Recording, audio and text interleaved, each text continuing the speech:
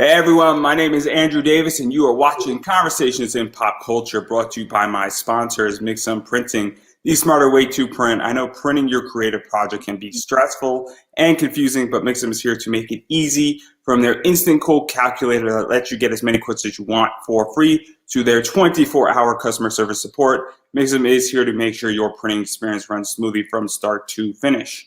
And right now, you can choose from a range of premium printing options and materials. And the company has also printed so many successful Kickstarter campaigns, a bunch of them you even heard about on this very show. And right now, they offer services in the United States, Canada, Australia, and the UK. And Mixum can print and reach audience anywhere in the world. So if you're ready to print smarter, not harder, head over to Mixum.com. And right now, they're running a promotion where listeners of my show can drop my name, Andrew Davis, in the message tab of a current order to get a 5% discount on their first order. So that is mixam.com. Again, type my name, Andrew Davis, in the message tab to get a 5% discount on your first order. And also, I have BCW Supplies also sponsoring me, and you can use Pop Anime Comics to get 10% off your order. So whenever you need to get bags, boards, long boxes, protect your comics, cards, anything that is paper goods, get 10% off, and you could use Pop Anime Comics indefinitely on every single order to get that discount. And so without further ado, I have comic artist, cover artist, and colorist Claudia Ianniciello. And I hope I got that right. I hope I got that right. Right. So welcome to the show, because I am super excited to have you. Hi, everyone. So obviously, you've done a lot of stuff, and I think anybody who's been in comics and is a collector and has been watching Titan Comics knows sort of who you are. And you actually have a book that just dropped that's a big deal, and we're going to get to it, and I promise it's the Cowboy Bebop cover. Yeah. But before we get into that, and I am super curious, your journey into comics is beyond interesting. And so how did you get into comics? Because it's a little bit different than everybody else.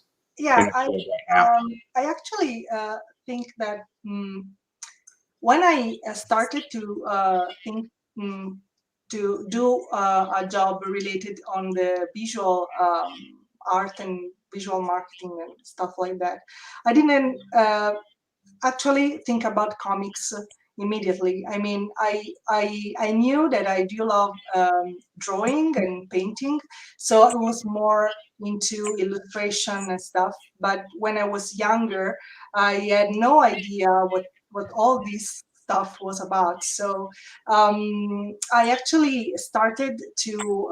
I am a self-taught, but I also attended a school, and it was the Scuola Comics here in Rome. Yes, I'm Italian, so sorry for my pronunciation and bad English. Sorry, guys. But yes, I started to do this to attend this school, and in the meantime I was also at the university. So I also have a degree in architecture, and but I knew that it wasn't actually my thing, and yeah, I started this other. It was like like how can I say it's like the Kubrick School in New Jersey, in which it's very much like that, where you. Okay.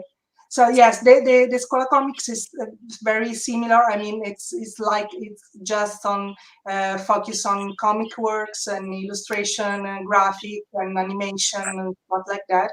And I started to attend this school with illustration course, and yeah, it was a 3-year courses, and at that time I always had in my mind, okay, I want to be an illustrator, so it's what I want to do. But then the school made a workshop, or not exactly a workshop, it was a master, maybe it's better, a master, run by a colleague of mine, which is David Messina.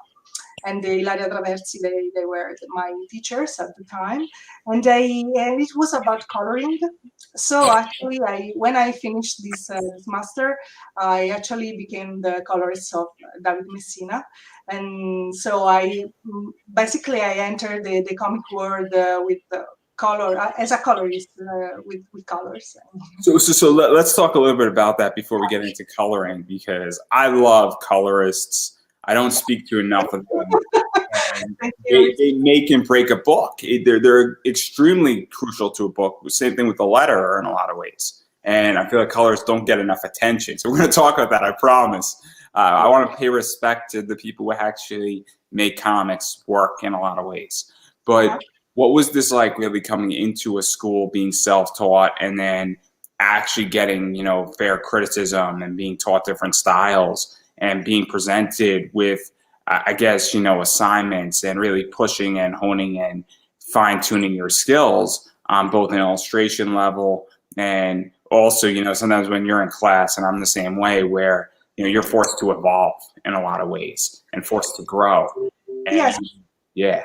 Yeah, it was quite interesting because I loved comics because I read a lot of comics when I was younger, especially in manga and Italian comics, and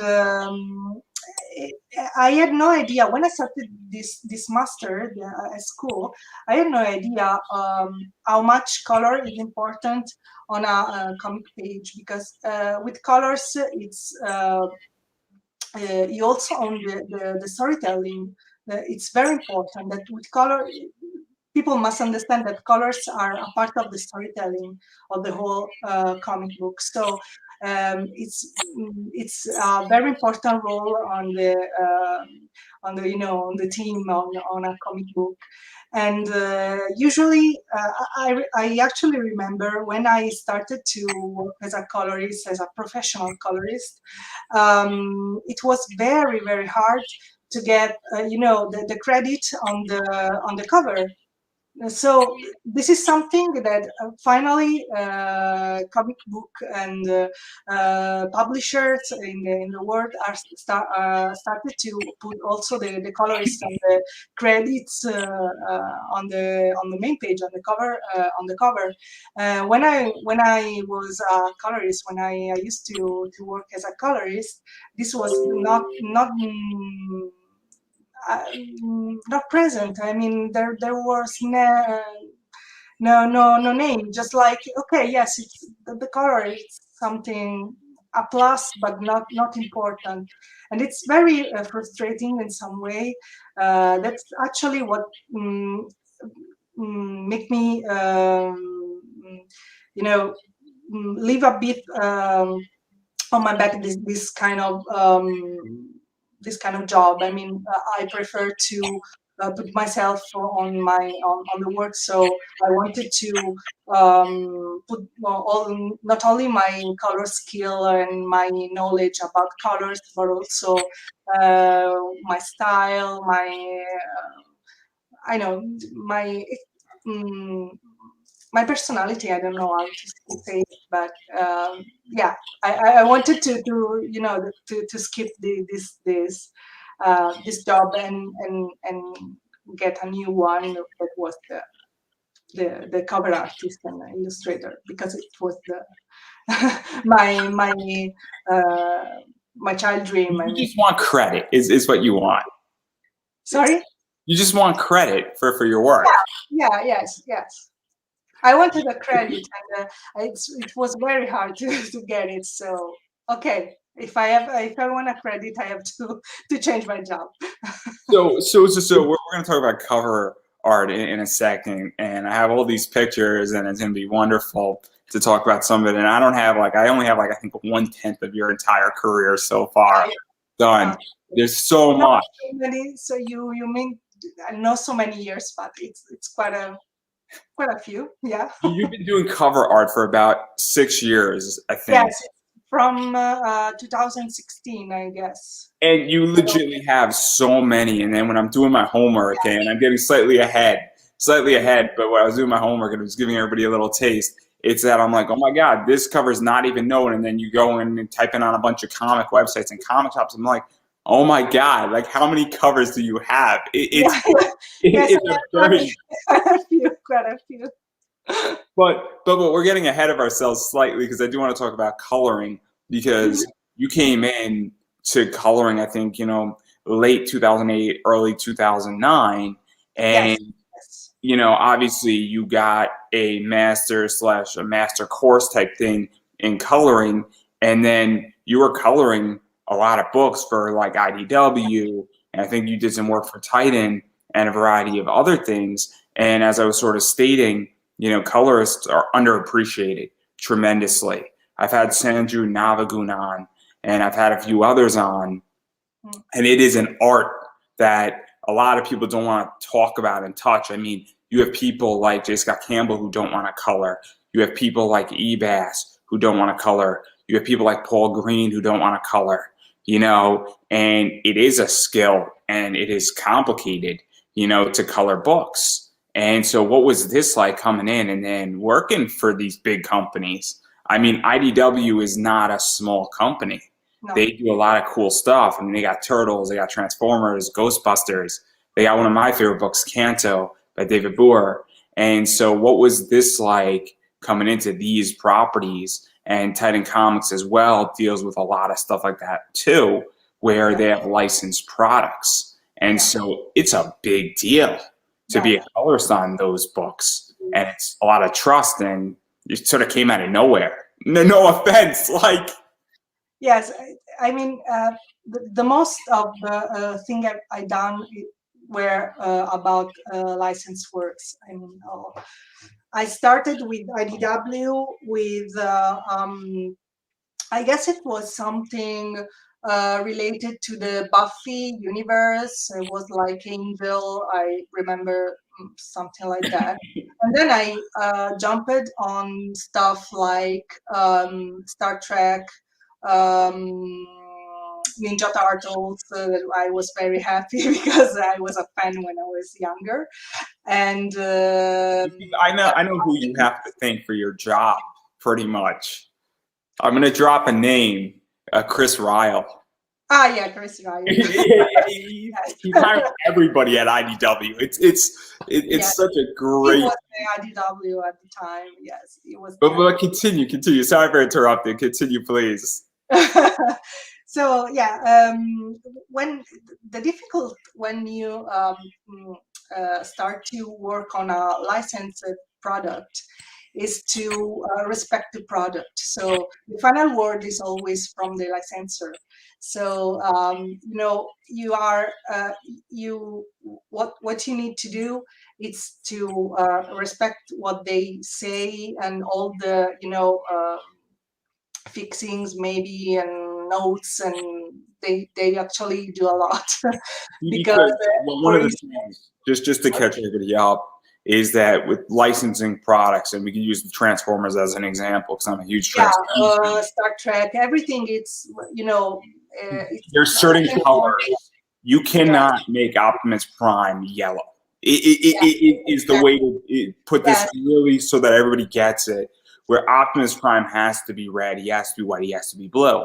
And when you're coloring a book, and correct me if I'm wrong, it's the idea that that affects, because if you want it to pop off the page, there's a certain background. You now have to figure out a different color for the background because you can't change the character's colors. And that's where coloring gets very interesting, because if it's your book, for instance, or it's not a licensed product, you can modify a character's colors. Yes. If it's licensed, you can't unless there's a variant. For instance, G.I. Joe, there's 15 variants of the action figures. So technically speaking, you could have Snake Eyes in a white costume and a black costume if you really wanted to, depending on what Snake Eyes is doing. That's just a good example of it. But sorry for interrupting. Again. No, you're right. I mean, the difficulty is actually this one, because when you have to respect all the colors of the characters, I mean, you're not actually free to use colors when you're but at the same time you have to keep in mind that the colors, as I said before, it's a storytelling point on the comic book. So you have to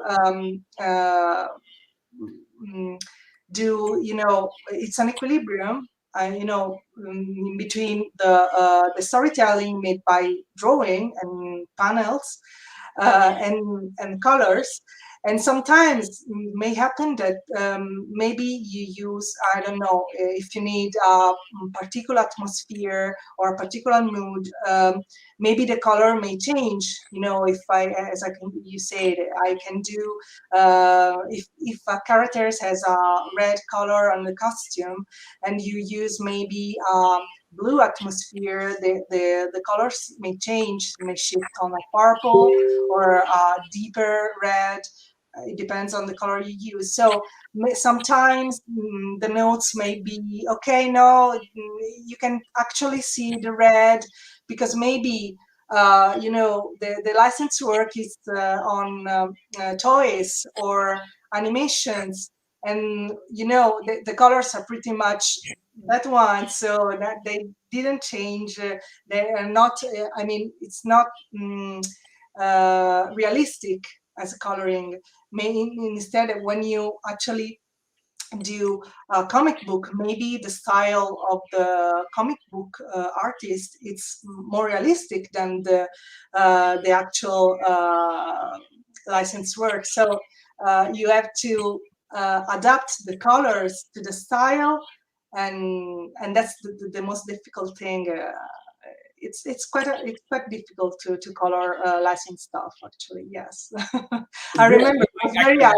And another thing was that actually I remember the deadlines and time to do it was crazy, really crazy. I remember I colored something like 22 pages in 5 days, like not sleep at all.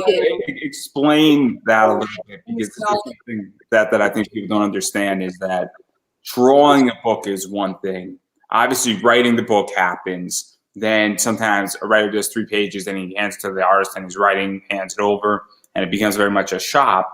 And then you get the pages at some point from the artist.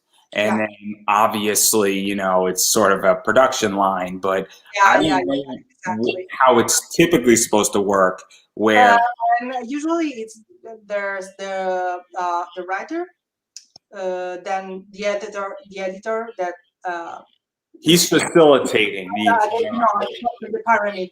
Imagine as a pyramid where the editor, the writer, the comic book artist, the colorist, and also the letter. Sorry. The letterers in there as well. Yes. Or people put also, the graphic and sound and stuff like that. I don't know if it is the letter or another role.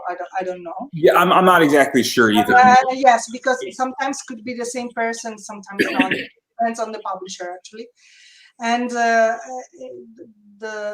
thing is this one. I mean, there's the writer that has the script, then the editor should do his work to edit. So pretty much what happens. Once it's edited, the all the script goes to the comic book artist. The comic book artist start to draw. So there's the layout stage, and then they come back to the editor that can approve or not the layouts. Then the pencil stage and the ink stage. And the final stage are the colors and letters. And actually, they actually can work together, because to put balloons and stuff, you can do it also on black and white page.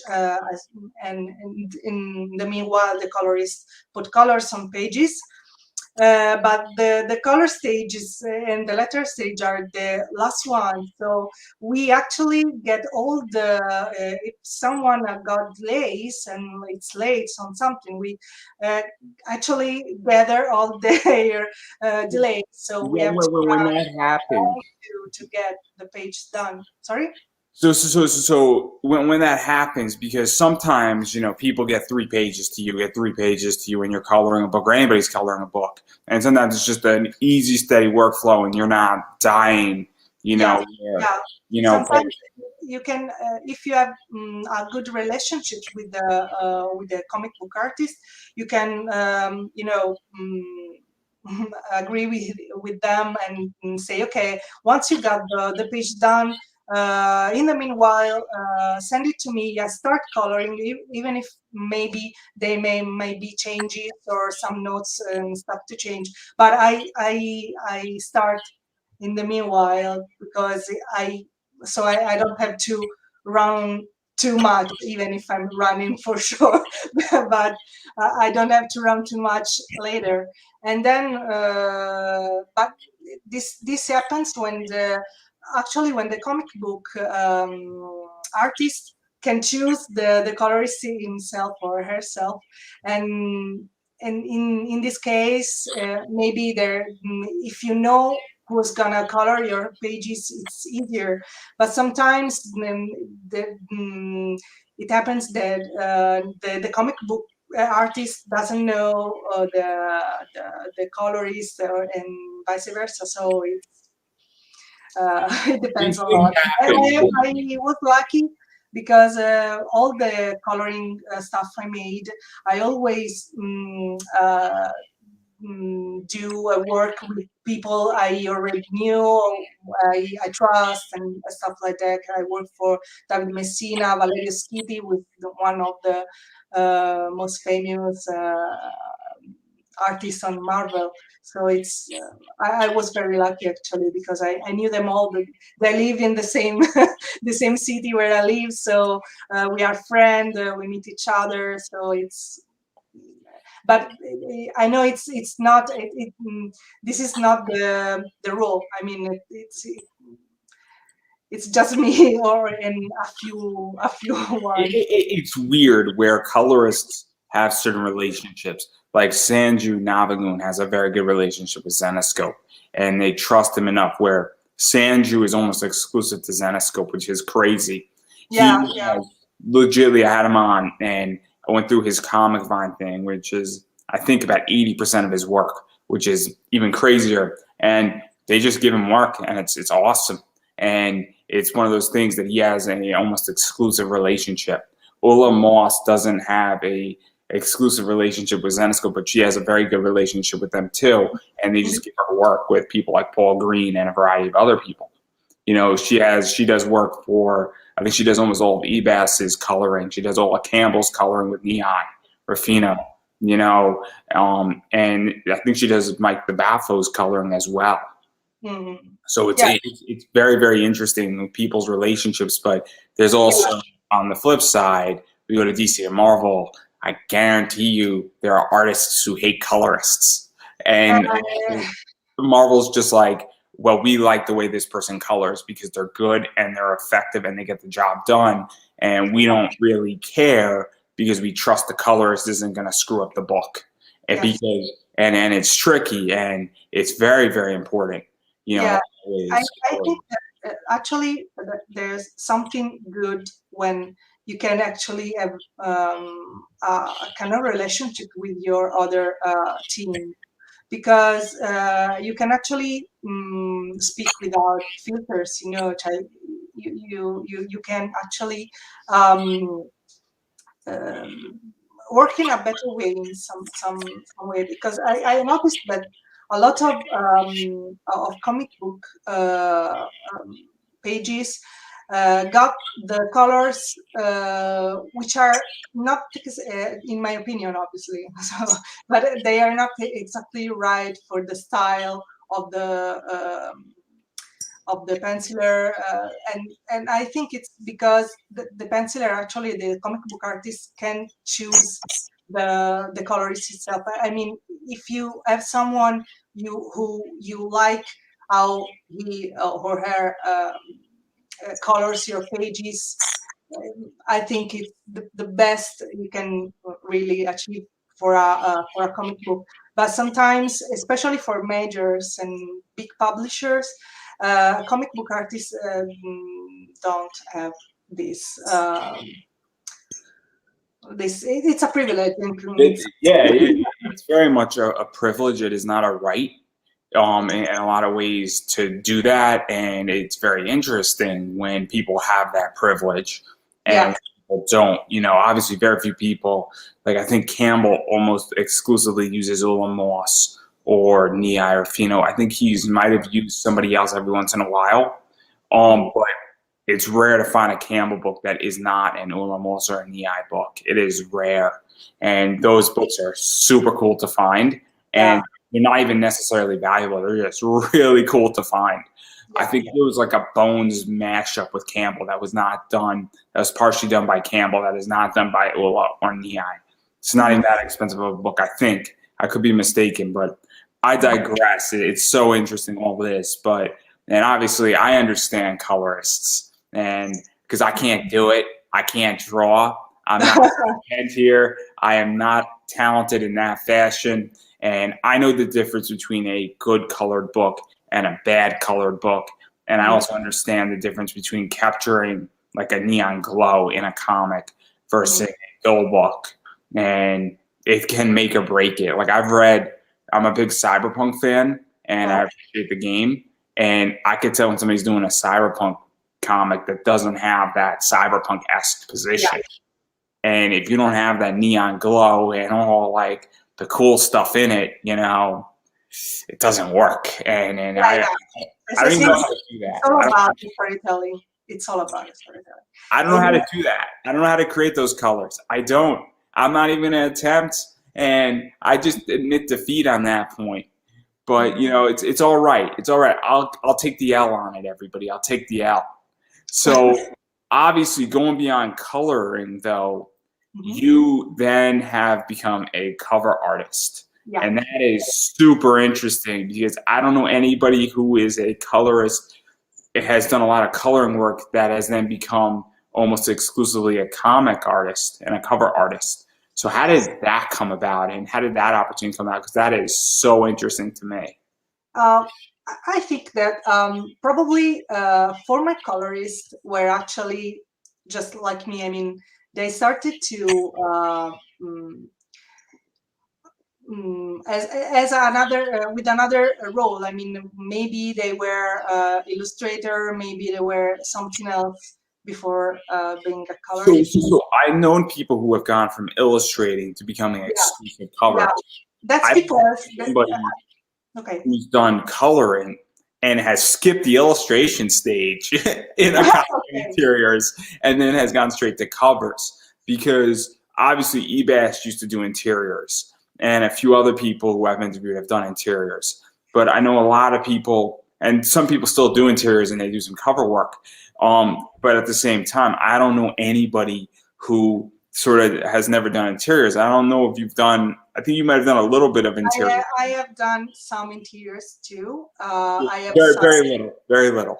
Are actually not published yet, so I have something for the future. But yeah, to answer the question, as I said, maybe former colorists were illustrator before, because the colorist job was not. It's something very new actually, because comic book. Actually, people used to be a lot more work harding, and now people are lazy, and that's why they need colorists, right? Yeah. Joking aside, obviously, I think what it used to be is that people used to produce an entire book themselves. Yeah, indeed. And what I think that the very first comic books, I mean, also Marvel and DC Comics, the colors were just printed. There were no someone because there were no computers to do that. So, or some people maybe some colorists do it traditionally, so they actually paint the pages with the traditional media. No? Sia Ohm does it with Copic marker. Yes. There's some people or that's do it, crazy to but me. That yeah, is an art skill in of itself. it's very hard because when you actually color comic pages with traditional media, it's very difficult if you get maybe notes or changes, because you have to change, maybe to redo the whole panel. Instead, when you color with Photoshop or any other graphic software, uh, you actually can. It's easier to get all the fixings and modification you want to do on the pages. Um, but yes, I think that in this moment, actually, I'm also a teacher, so. Um, I have some students that want to do colors on a comic book, and it's now it's something. Okay, it's colors. It's actually a job. It seems that just a few years ago, it was not actually a job. I mean, as I Yeah. said before, we didn't have any credit on the cover, so it's like, okay, yes, color. So to even go further into this, because now I don't want to say you're out not doing colors anymore, but you're doing a lot of cover art, Yeah, and and your first stuff I with started as a cover artist because of colors, because I actually it So was how did all this come about? Because it's so interesting. Because your first book that you did was Doctor Who, which is yeah, even more yeah, crazier. exactly. It And was Doctor Who, because I was at the time I was the colorist of a friend of mine who is a comic book artist, which is she's Eleonora Carlini. She works for DC and Marvel at the time, actually, in this moment. And I was a colorist, and but I started to feel like it wasn't for me anymore. So the fact I was in the team, so I speak with the editor and stuff. I just say to the editor, I don't want to be a colorist anymore. My willing is to do covers and be an illustrator. A full-time illustrator. And I sent them my portfolio and said, okay, if you need maybe some covers, I'm available, so write me back. And that's what actually happened.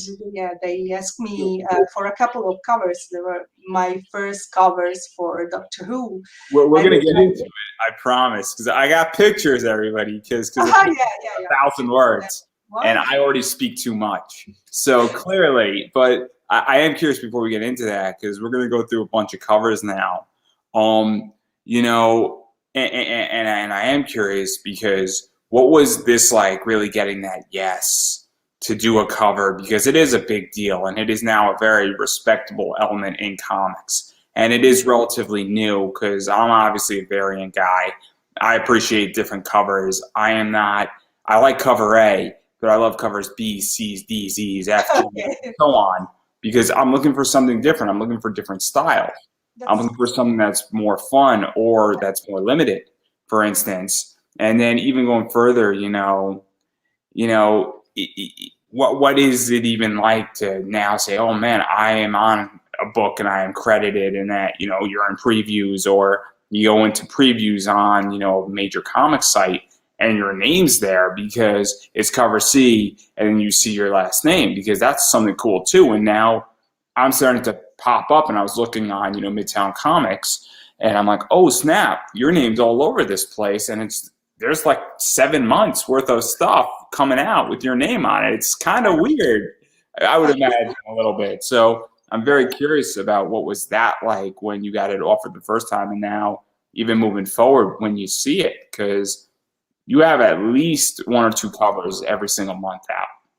Yes.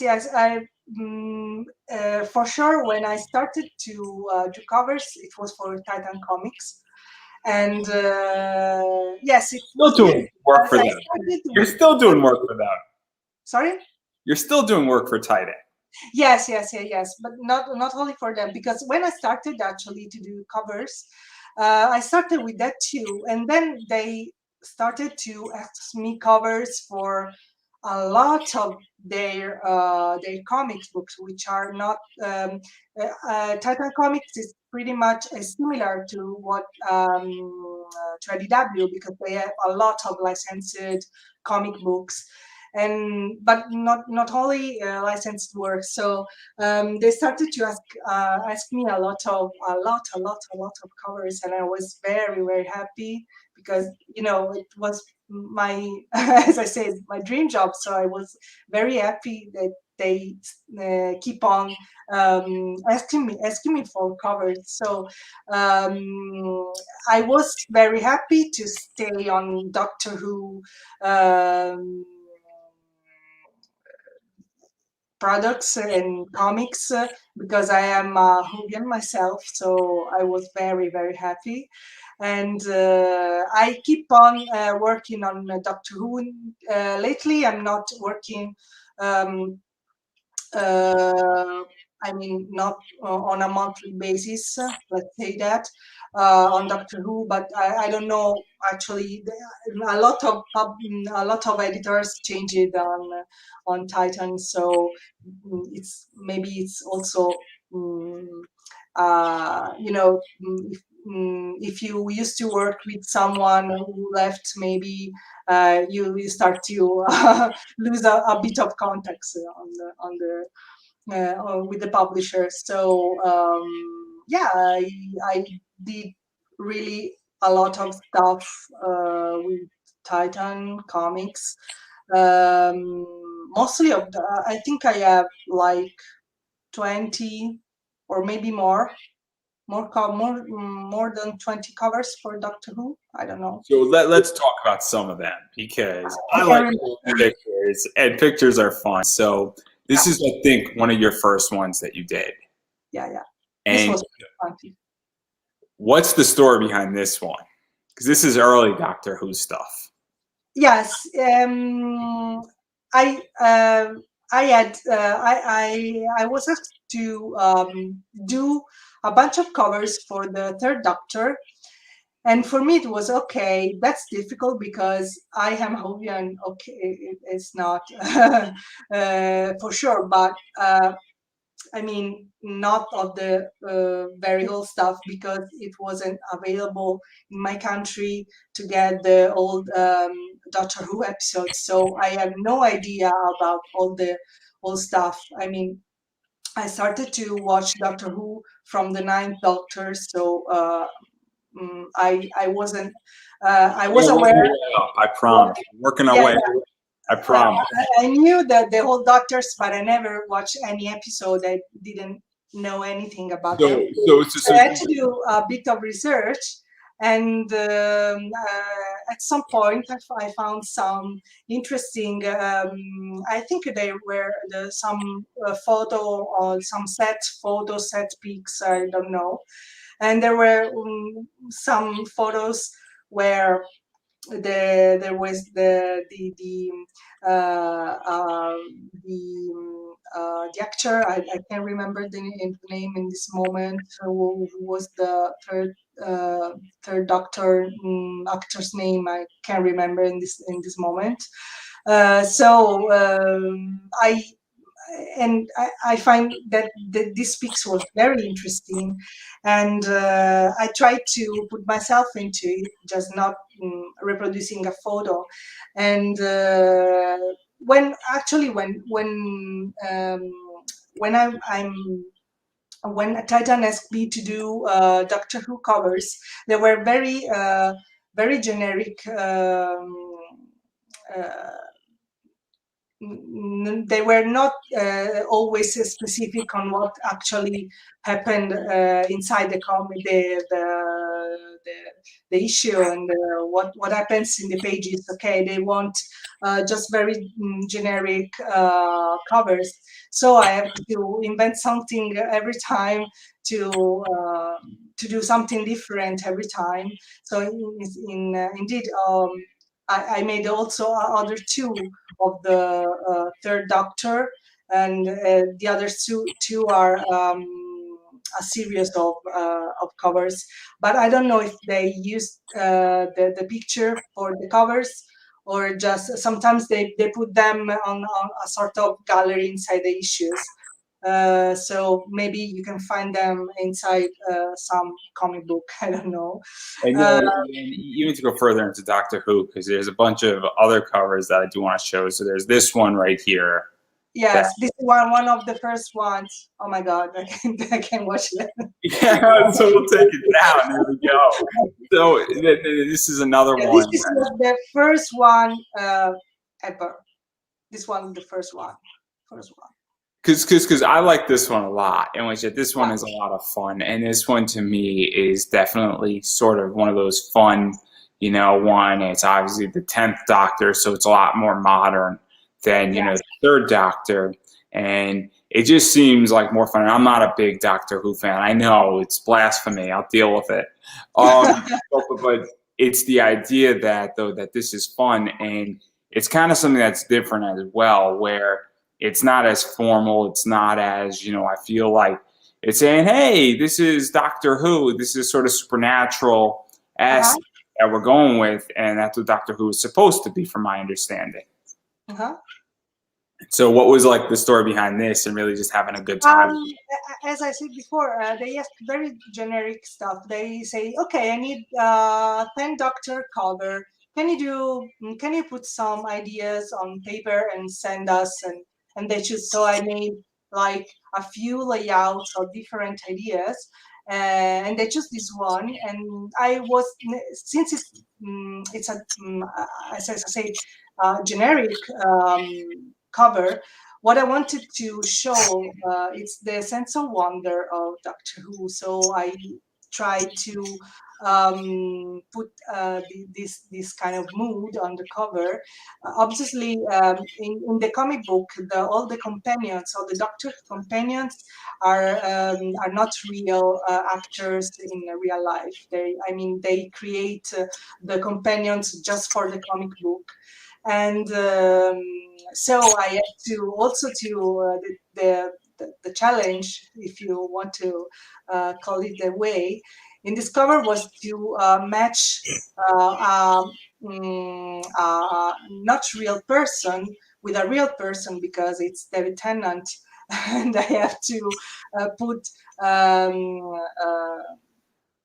close to him someone who looks actually realistic as much as the real actor. So this was the challenge on this cover. But the idea was just the sense of wonder. I really like when I do some covers to get the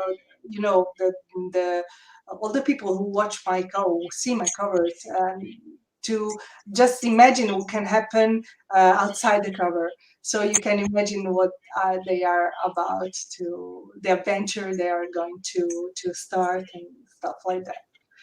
And then even diving further, it's just another one that's got that, and it's almost like a photo. So weird. What, you don't like your own work? No. These colors are weird because I see them very very saturated and very, very bold. I think that there's actually a problem sometimes when they put the previews of the cover. They put the print previews, which has another color profile, which is not RGB, and so that's why you see these weird colors. But okay, it's just me. I'm a nerd about colors. So I like this cover because it's just like different, and it's striking to me. that it would make me stop and look at it in a comic shop. And that's what I think covers are supposed to do to some degree, is make me stop. And so that's why I like this cover. And I think it's just something that's different.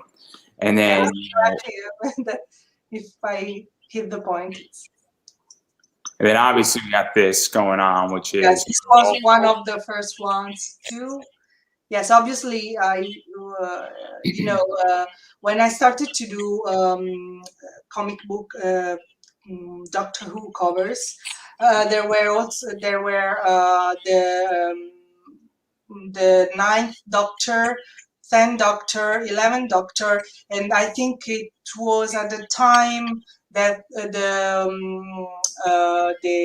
12th Doctor was about to be on air. I think they started to the last season was the last season at that time, and so I had to to work on different doctors, and actually I would say that David Tennant is the most difficult one to draw. Also Matt Smith.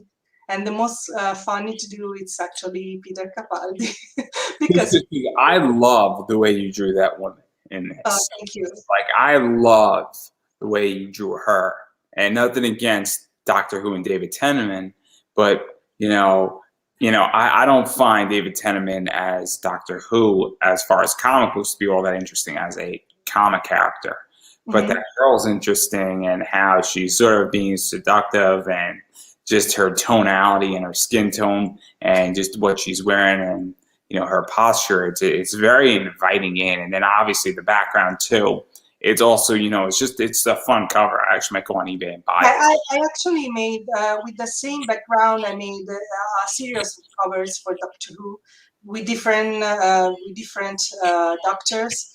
One of the first one, it was with the 11th, with the same background, and one with 12 with the same background. Because I just kind of like the girl in this, and I think it's very, very fun to do that, because that's where my eye draws, and we know where my mind is now. So clearly, my mind thinks a certain way, and it's no secret to my audience. So they know exactly what I draw too. It's not good. It's not good. I'm the first person to admit it. And then even going further into Doctor Who, obviously this cover is kind of this one, another one. There is another one with the with characters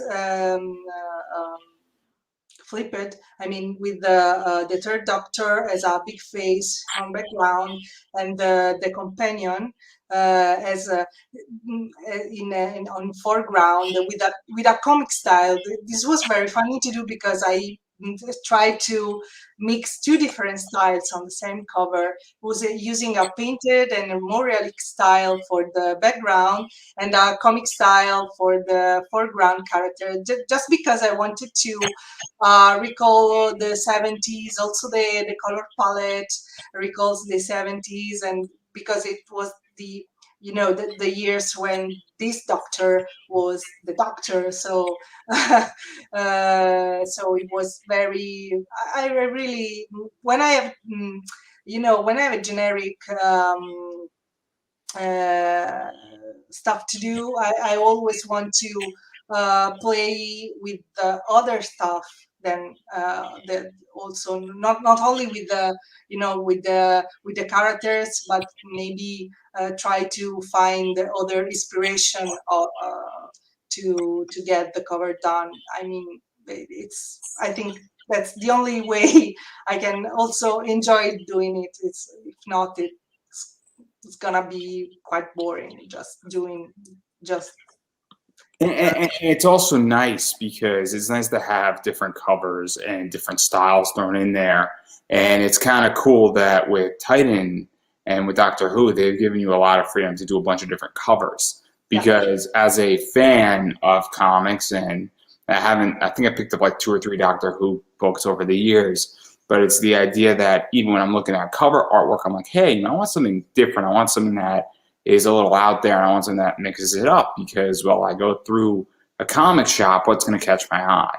And that to me is very important. And I want to show these last 2 Doctor Who books And so this one right here, which is kind of a crazy fun one, and obviously we have both images side by side, and this is fun, and what's going on with that, and that, and then this one is also fun too, and this is the 11th Doctor, and so that's kind of cool in its own right as well. And so what was it like really building out these covers? Because especially this last one is a lot of fun. What's going on with it? Yeah, I had this one in particular, this 11th one. Yeah. As I said before, for this one I was like, okay, I have to do a cover for the 11th Doctor. I don't know what's happening actually in the story inside the book. But what I think it's more interesting about Doctor Who, it's actually that every story, every episode was very, weird and fun in some way. So I wanted to, and the 11th Doctor was maybe more into the, more for, I think the target was more maybe younger people than the other Doctor Who episode, even if it's obviously something for it was born for children. I mean, so but the thing was that I think that the 11th Doctor maybe is more the one of the most um, funny doctors. So I wanted to that actually that cover I liked also to put titles on my covers, and this one is called the last call because I put the telephone, and I don't know, I think I imagine him to be in a point that he can just save himself by calling and using that telephone. So it was, I don't know. I had fun. I love it. I think it's fun. And I think that's the thing about comics. And some of your covers and the earlier stuff, some of it is somewhat generic, but I think that the later covers that you've done are a lot more fun. And I think that they're more Yeah. And I think it's very it's because at some point I can, when you always been asked to be generic and just paint the characters because it was the most important thing that on a cover, to have the main character on the cover. You have to, find other inspiration, other stuff to do something. And yeah, I just had fun, and I like the actually to give the all the the audience actually to choose what is actually happening on the cover, so you can think whatever you want about the cover, as long as you like it.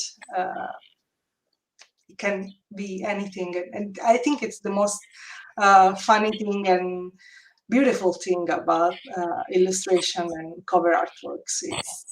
It's like you have to catch the audience with something, and at the same time, um, tell a story about the character, respecting in this case also the license and the product. I obviously, if I been asked to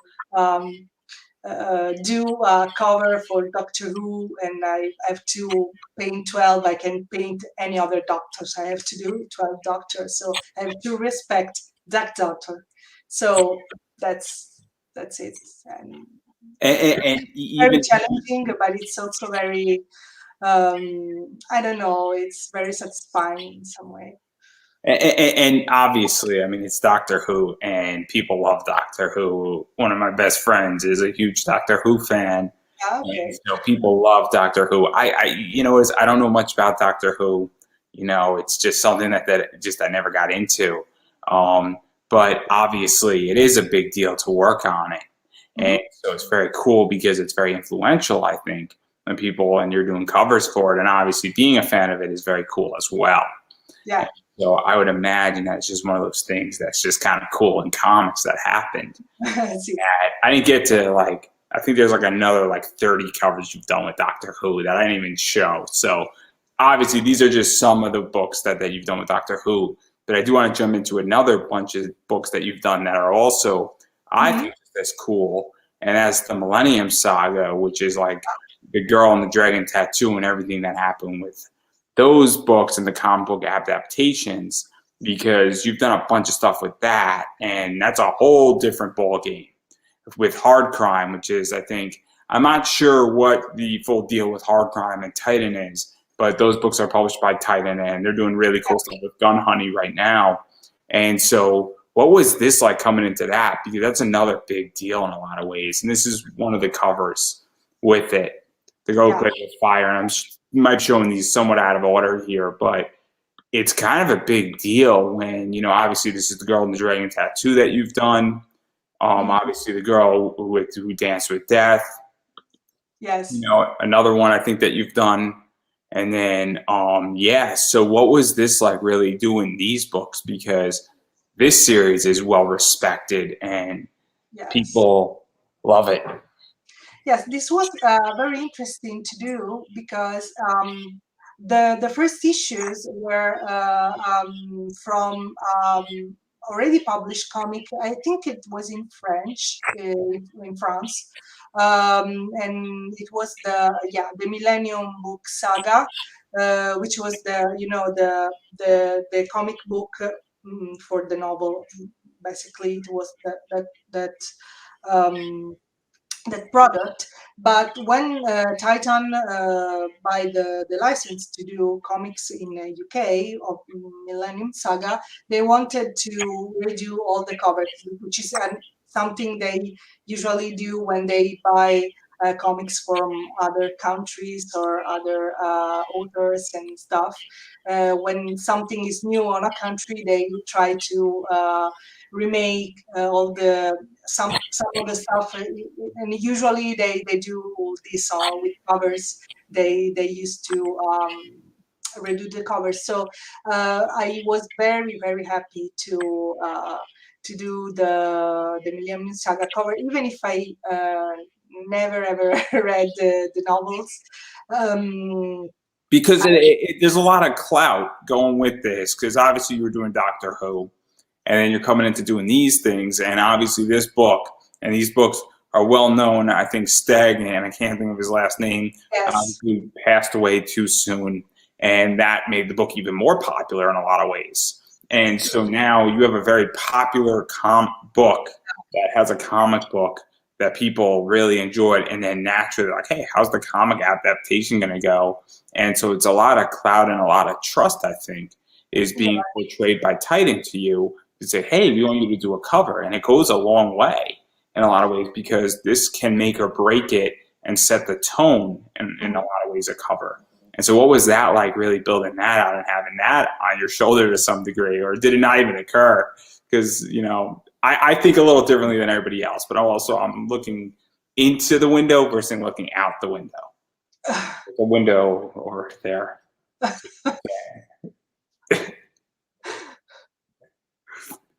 All jokes aside, though, the question still stands. Oh, sorry, I think I didn't get the joke. Sorry. Oh, I was saying I'm looking into the window, so I'm observing. Okay. And I pointed to a window right there as a joke. Purposely because we were talking about windows, and there's a window in my background. So I'm sorry. It was. Okay. Sorry, I didn't get the joke about the window. Sorry. No, it's all good. It's all good. It was a bad joke. It wasn't a great joke. So yell on it. But I am curious though about the whole thing with even just all that going on, because now that it is a very interesting position to be in, because there's a lot of trust being given to you when you were doing these covers. Yes, indeed. I was.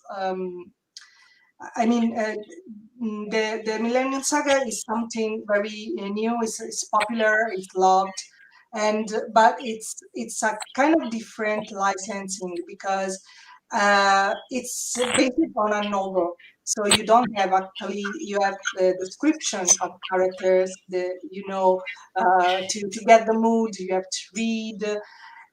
Obviously, there were some movies about the novel too, but the adaptation, the comic adaptation, was from the novel themselves, so nothing to do with the movies. Both the I don't think the first one was the Swedish and the other one was American. I don't know actually.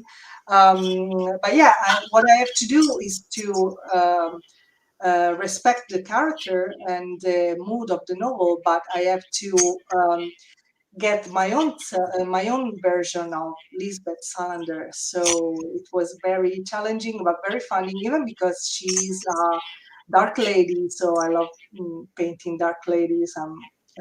Some way, something very very dear to me. As when I was younger, I used to be a dark lady too, in some way. Not that much, but it's okay. I tried at least, and yeah, it was very, very, very interesting to do these kind of covers, even because there another it was another level, another whole thing uh, uh, compared to the Doctor Who and other covers. And in a lot of ways, obviously, I don't think your legacy needs to be built from Doctor Who, but obviously getting the Doctor Who position and then doing, because we didn't mention Sherlock Holmes that you did as well, and then even going further now, you're doing the Millennium Saga. All of a sudden, you're really building out a name that you can deliver big projects, Yeah. do a good job, have good covers that sort of sell, and that sort of is something that you're building out a name in a lot of ways, and you're building out a lot of trust, and then you really get into really cool projects. And even coming out of this, and I don't know if this came first or second, but you have to do some Assassin Creed stuff. And I'm not too sure if this was a cover or if this was just fan art, but this book was awesome. Actually not. I made this as a cover. I mean, they asked me to do a cover for Assassin's Creed, but they did. In the end, I think they didn't use it as a cover. But you can find the same picture inside one of the comic book. I don't know which one. I actually discovered this thing some years later, actually, because I never received my copies and stuff. So I really like this. Yes. I had a lot of fun. I was a bit disappointed they didn't use as a cover. I think they made a mistake, but we'll just play nice to today with that one. But I know they used this one, and this one was great paperback also, which is super cool. And so, what was that like coming into Assassin's Creed? Because that's another big project and a big property. And I'd make the argument it's just as big as Doctor Who, if not bigger. And but probably bigger. I don't know. No, I don't. I can say that. I don't know, but it's actually very big. I mean, Assassin's Creed. There's a lot of. Is a huge fandom. I know this. I am playing. I know this one. I know Assassin's Creed. I know this one. Valhalla was a fun game. I'm just saying. I bought it on day one. Guys. It was a fun game. I didn't play this Valhalla. No, you're not supposed to tell anybody that. How many times do we have to go through this? You're supposed to say, I played every one of them. That's the official response. Okay. No. I remember I used to watch some gameplay on YouTube because I didn't have any any console, any play. I didn't have nor PlayStation or Xbox back in the days. So, but I really loved the idea behind the game. So I used to watch some gameplay and some playthrough YouTube. I remember YouTube. It was YouTube. And when I finally get my hands on a PlayStation 4, it was one of the game I bought first. It was the Assassin's Creed Origins, which I really enjoyed, and the Odyssey 2. I missed the Valhalla one yet, but I have it in my collection. I just haven't never played it yet, actually. And when I was very, very happy when they asked me to do a cover for Origins, because I played the game, I love the game. And yes, they asked me actually to do a cover specifically on Cleopatra. And um, and uh, it was this cover is special in some way because I did it actually traditionally. I mean, this is acrylics and colored pencil on toned paper, and yeah, I had a lot of fun. This one actually recall a painting of Leyendecker, and which is one of my most inspirational artists. So it's great. I love Leyendecker. And And one of the yeah, cool things about this cover is that you snuck your name in there a little bit. sorry, I You didn't snuck get your name in a little bit into it. it. No, I didn't get it. Sorry. No. You snuck your name into it a little bit. As you can see, the CLAU right next and somewhat behind the girl on the cover. On the cover, the name, You the name of, you mean the hieroglyphics ones? So right behind her and in between, like I guess her staff, you see the CLAU. And you snuck your name sort of in there, which is kind of Yeah. fun. Okay. The watermark. You mean the watermark? Yes. No. The watermark was digital. No, you can find it on the traditional piece. No. I didn't know if you snuck it I in finally have my name on the Great. cover. No, That would have been great if you did, because I know people who do that, and it's brilliant what they do. But even still, going into all this, because obviously Assassin's Creed, that's another big project that you got to work on, yeah. and it adds just to what you've done, and even just to be part of it for one or two or three covers, it's a big deal and it's a big license, and obviously Yeah, in a lot of ways. I just wish they ask me for more covers. Actually, Titan Comics also has Horizon Zero Dawn comic book license, and I never had a chance to do covers for Horizon because it's another title I really loved to play. They have another one too, I think, right? Beyond just Horizons, they have another one, I believe, as well. Because Titan has a few video game titles that they have licensed too, and it's kind of Yeah, cool. I don't. They have also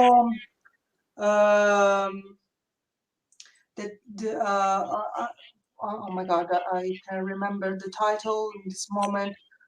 It was an indie game or something like that. Maybe. Yeah, War Dogs, maybe. They had something like that, I They think. also have Warhammer stuff, also comics on Warhammer. They might have Warhammer too. I'm not exactly sure because I know Titan has a lot of good licensing, like Robotech. Yeah. They have quite a lot of video game stuff, a lot. But And I can't remember everyone. I remember Horizon because I never had the chance to do a cover for Horizon. I was like, and obviously, I mean, I'm just waiting for you to do a Robotech cover when Robotech comes back. Yes. That's just one of the things that, once you get that in there, I'm excited to see what you can do with a Robotech. I'm rooting for you for a Lin Min-May cover. Just one for Robotech. I'm waiting for them to bring back the swimsuit edition. That's what I want. That's all I want from Titan. Eclipse did it, and if Titan did it, I think they would sell out of so many books so quickly that they would have to go into a second and third print run despite a printing shortage. I'm just saying, bring back the swimsuit edition and, up it up and equal offender. and it makes so much money for Titan. It'd be great. I'm rooting for it. And if I have to go and become an executive in Titan Comics to go do that, that'll be my first act and my first order. But if I do it, I'm just going to let everybody know right here, right now, there will be men and women in the swimsuit edition. I'm an equal offender of all. Okay. But I digress right there. I digress because I want to talk about the final thing, which came out today and is in comic shops right now, and that's Cowboy Bebop. Yeah. And so obviously Cowboy Bebop is a big deal. There are 8 regular covers right now. Then there is another 3 that I know of. And then there is I think Frankie Comics has one, and then I think there's 2 others that have some, and I'm sure more are going to pop up just because it's the nature of the way things go. And then there's a 1 in 50 foil cover, and then there's a 1 in 25 foil cover, I think, as well. That's out there. So ratios, and I'm not going to go through explaining ratios for everybody, and they're the art gem covers. So how did you get into this project? Because this isn't not just a big deal. This is like the holy grail, right? This is the last big comic. Yeah. As I said before, I didn't get any chance to work on Horizon, and I was like very disappointed about that. But then I get a mail for the Cowboy Bebop series. Always. Now, how does that work? How does this work? Let me ask it a different way. So do you just be like, hey, Claudia, interested in doing cover C, Cowboy Bebop? Yes, no, just let us know. It's like nonchalant, or it's like, we have a contract for you for 4 covers. No. It's you want it? Like, it's more the first question is, do you fancy some covers for Cowboy Bebop? Do you have some free time? Like, do you want it? And then we, yes, obviously, I got also the contract, because they asked me not just one cover, but a whole bunch of cover. And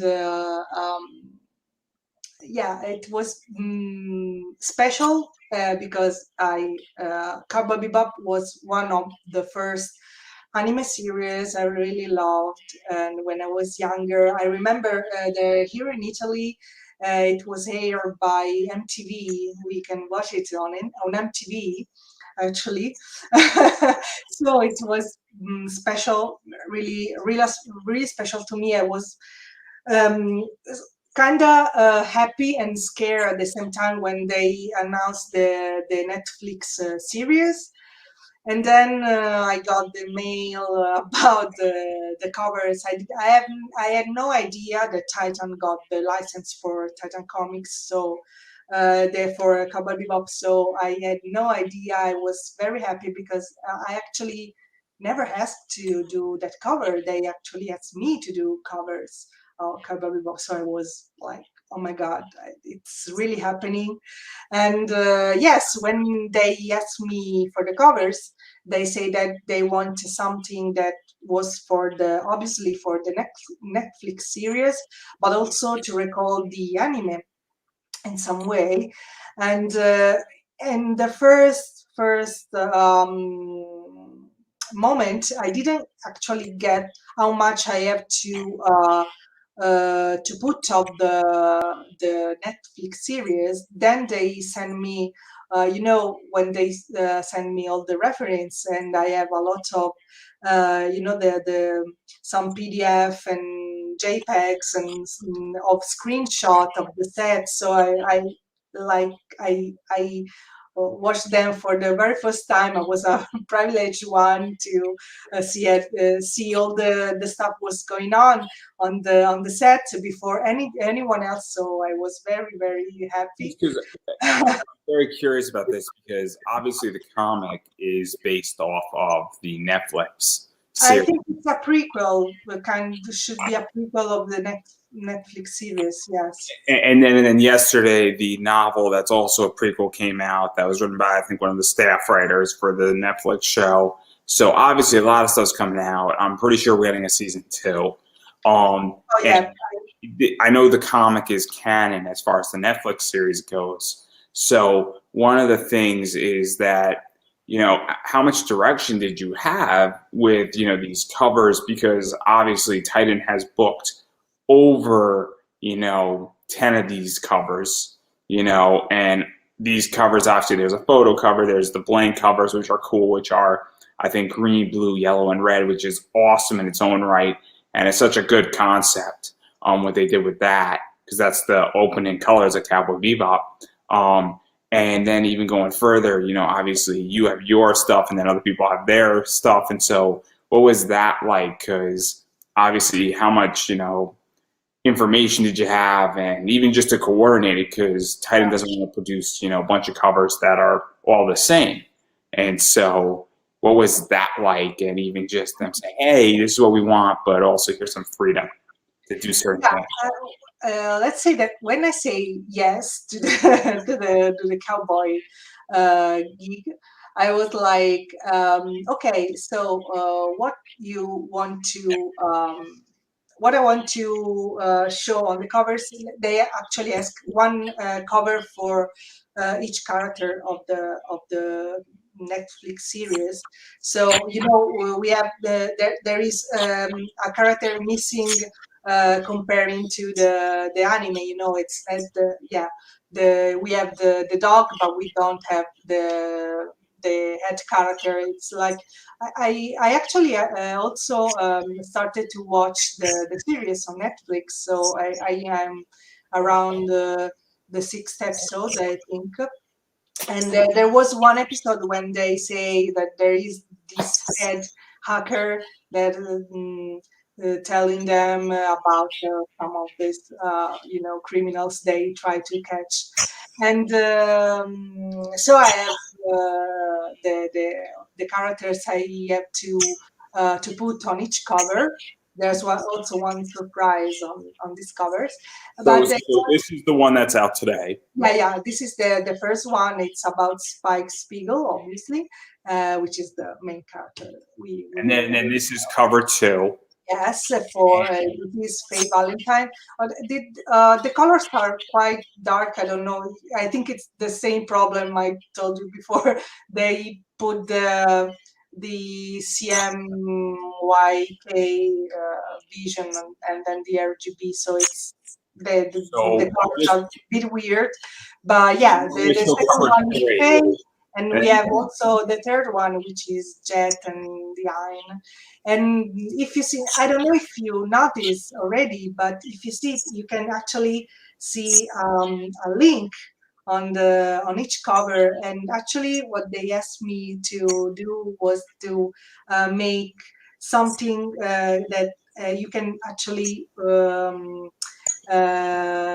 put all the covers all together and get a whole picture, a whole poster. And I was very very happy because there's something happening in every cover. Every character has something to have something to do, something to show, and every character has his own attitude and you can see it really well with obviously this cover and this cover. You can see they connect and that the backgrounds connect.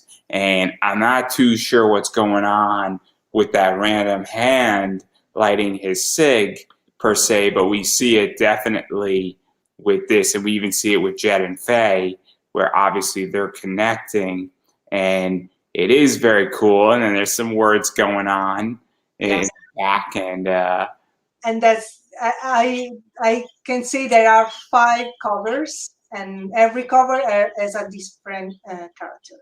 So and they are all connected. So it's up to you to guess who that hand is, and because it says "see you in space" you in so space. far, and Yeah, oh, no, you mean no? It's you Space Cowboys. so we were not up to that. We only have 3 covers.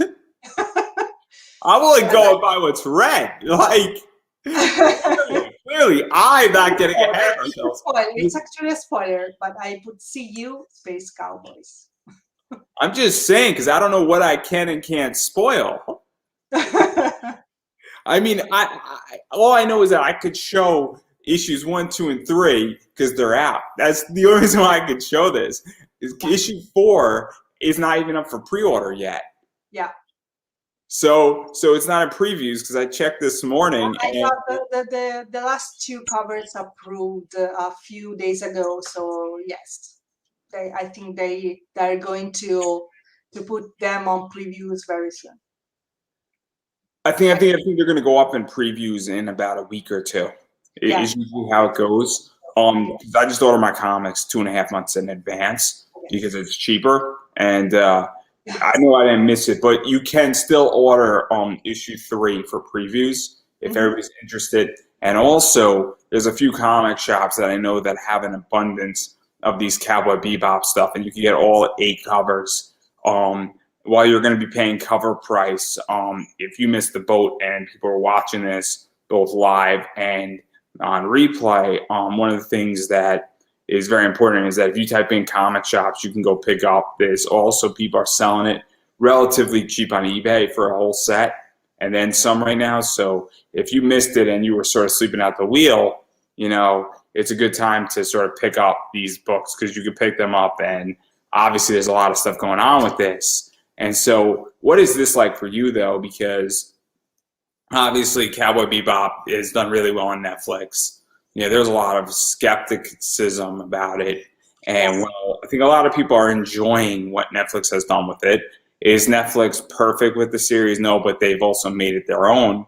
And obviously this is definitely playing to that and what's going on with that. And then it's also the anime is very well respected, and there's a lot of things behind this, and Titan is not doing this cheap, for lack of a better word. So what is that like for you? Because I think people now are going to know your name even more so because of this. This is a big project. It's probably one of your biggest that you've ever done. Something I hope just to get more engagement before the Cowboy Bebop stuff, or simply people who appreciate my work and stuff.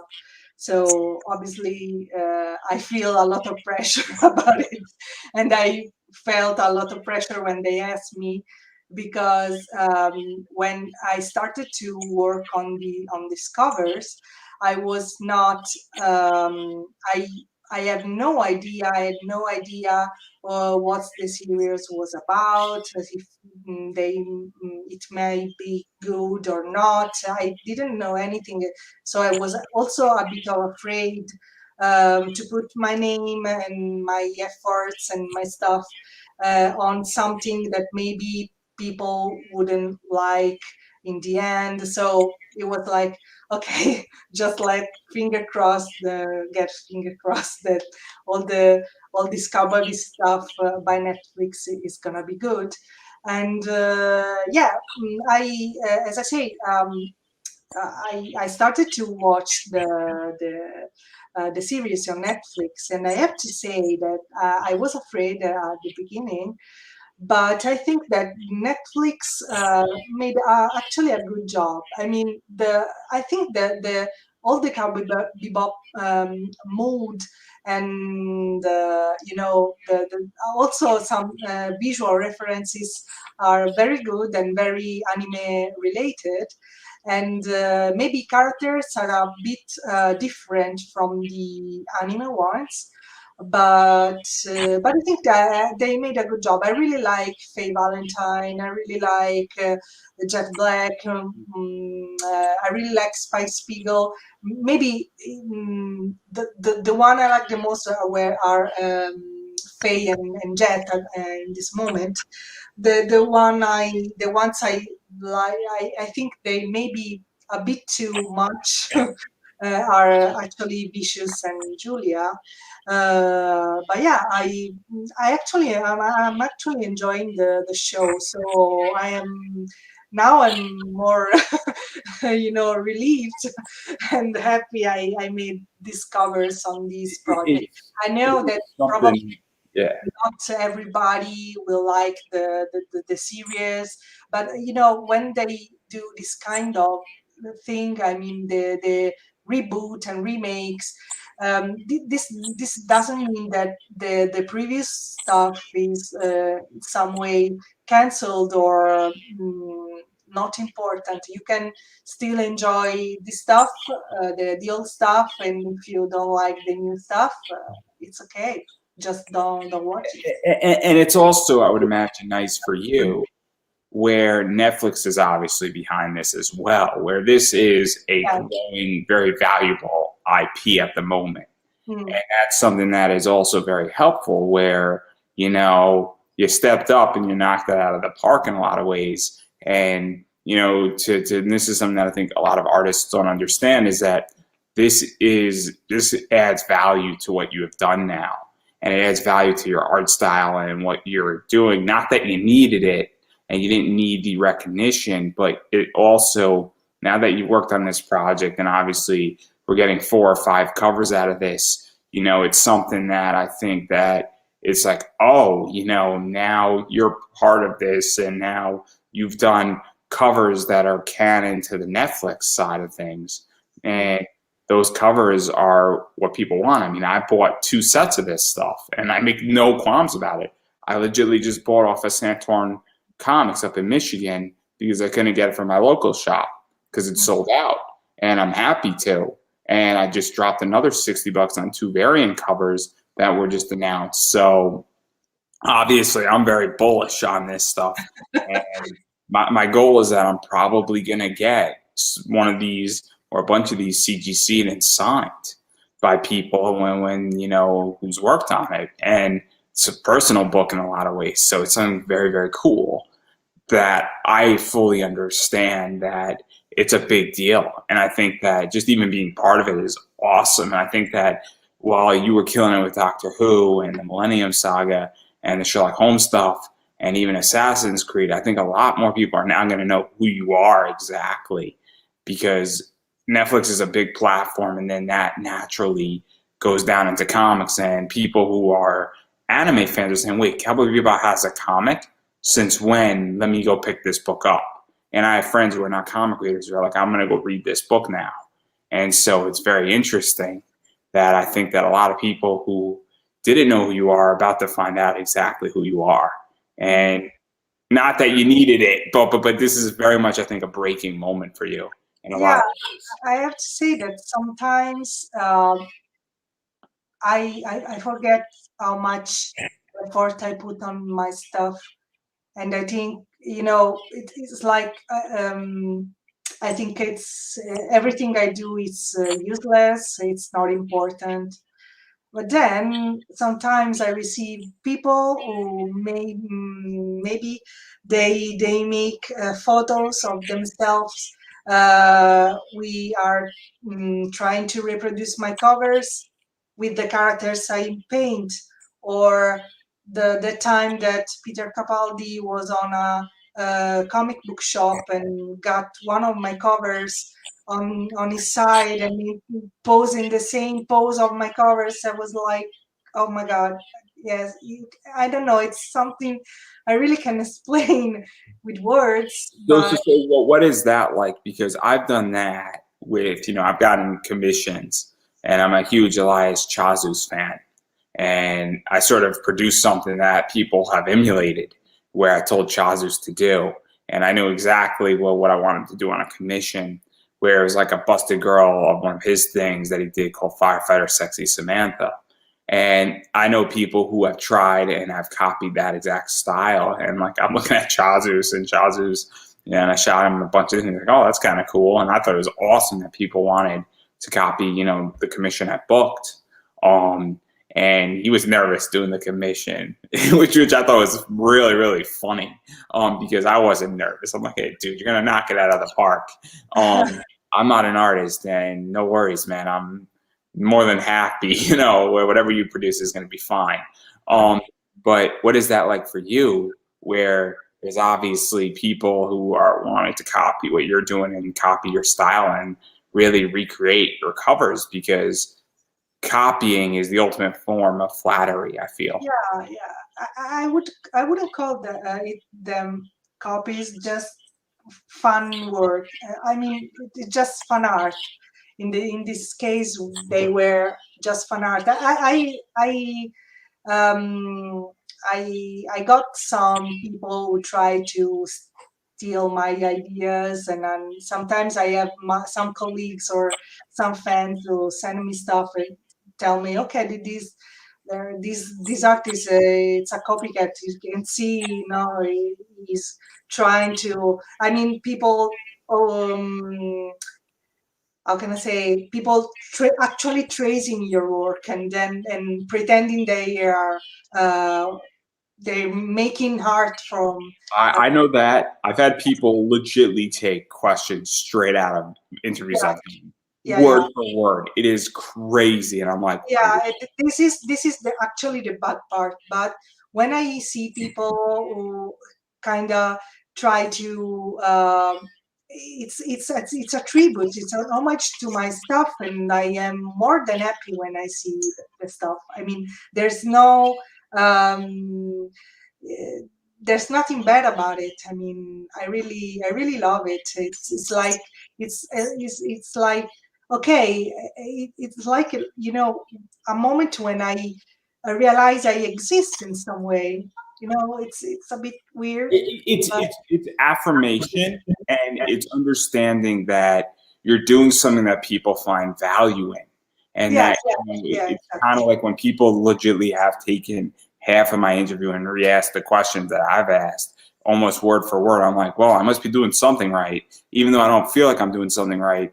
exactly. It's I'm getting confirmation that what I'm doing, who I'm interviewing, why people are interested in them. People legitly 2 weeks later take a good percentage of my interview. It's like they realize that what I'm going and how I'm conducting, that happens. The last year, I'll give a really good example so that people understand, is that there were about 15 people I interviewed who then all started a show within 6 weeks of being on my show, doing something extremely similar, about 80% similar to what I was doing. Only 2 of them are still around because it's really hard to do what I wanted, but they legitimately copied the style because they wanted to do what I was doing. And, well, it's not so easy to do what I do. I've been doing this for almost 10 years. Not to reconfirm myself or drop my ego down, but it's the idea, though, that I recognize, saying, man, people must say this guy's been doing it in such a way that I want to copy it. And I'm flattered, and I'm also a little bit annoyed at the same time. And I'm not going to lie, because Yeah, I want. I can understand. I can understand.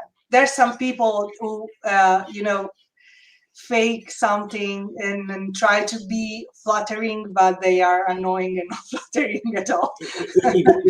I like competition, but I Yeah, don't appreciate complete stealing from me. I yeah, don't yeah, mind yeah, when sure, somebody sure. takes 20% or 30 or 40%, or even builds on what I'm doing. But I don't like when somebody takes half my interview and then just asks the exact same question. I'm like, why Yeah, would you yeah. do that? I think that it's pretty much normal when some people want to start a career on the art field, or comic books, or illustration or whatever. It's pretty normal that in the beginning, if it's normal to follow your favorite artist, to copy your favorite artist, because when you copy, you actually learn by yourself how to become a professional in some way.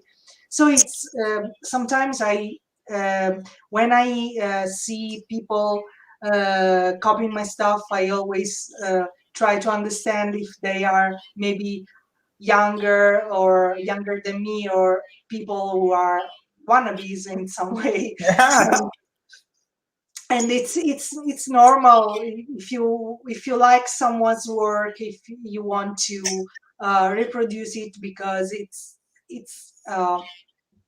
it's for you. I don't know how to say it. But the problem is when if you uh, do it for yourself, and it's for study, it's for exercise and stuff like that. It's good, you have to do it. I actually suggest to do it. But when you put them online and pretend they are your work, and this is becoming not that good at all. Yeah, it becomes very much, I don't know if it's full on plagiarism per se, but it's definitely going into that. Yeah, I don't want to throw down a complete legal word where I think someone says, "Hey, I was practicing and I just traced this, comic book cover."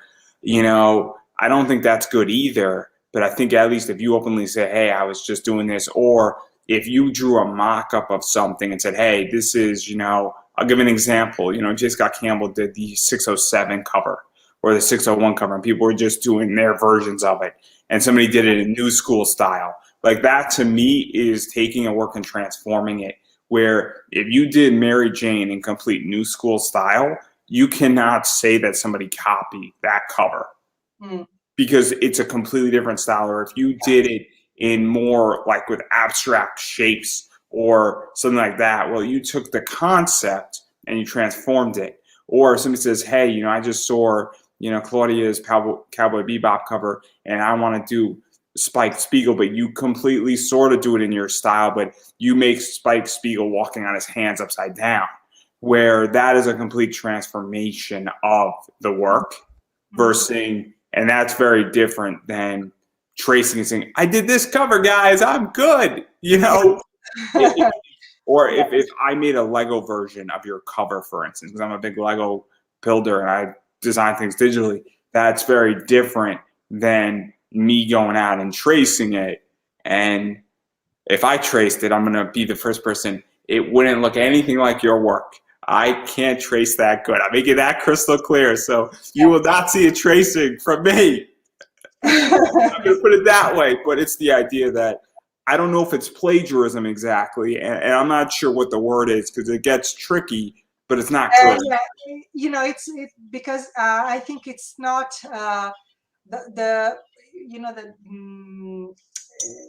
it's a very thin line. It's you can really do just up or down the line, and it's everything confused. And the way I say it is that you have 1 foot over and 1 foot not over, and that you're in the center of the line, and that you're half and half, because then it gets tricky. And I don't want to drop any legal or be approving or condemning or condoning. I don't want to go into that territory because I don't think it's good. But I also don't want to discourage people from practicing and studying and things like that. And that's why I'm very much struggling at the moment with this, because I don't like stealing of people's IPs or their artwork or anything like that. And there's other problems that ensue with this too, that obviously I'm not a lawyer, so I'm not going to go tell you what that could be. Just don't steal people's works or their IPs and you'll be fine. That's all I'm going to say on that point, because there are serious consequences for that. But enough about that, because I want to be more positive. And I have a dog with me, and she is not happy about people stealing IPs. She will come after you if you steal IPs. So having said all that, though, obviously I'm stoked. I bought 2 copies of your book, and for issues 1, 2, and 3. And if we get issues 4 and 5, I will also be buying 2 copies. And I have foregoed and built that into my comic budget for the next few months purposely, because I am super excited. I didn't even know they connected. It didn't even occur to me until you pointed it out.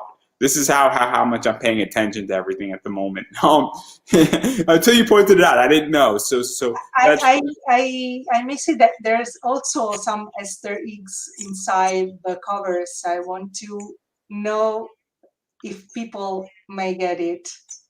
Oh man! Probably you can get it when you got them all together, when they're linked all together, and you can see the whole thing. Maybe you can get it, but it's something very, very subtle.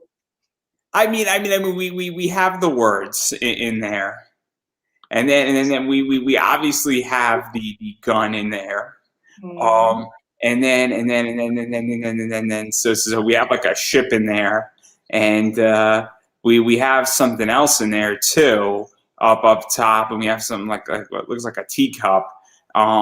And so obviously I'm not too sure, but there might be something on the bottom next to jet, but I don't think it's the words, because the word is pretty, basic in that regard. So obviously,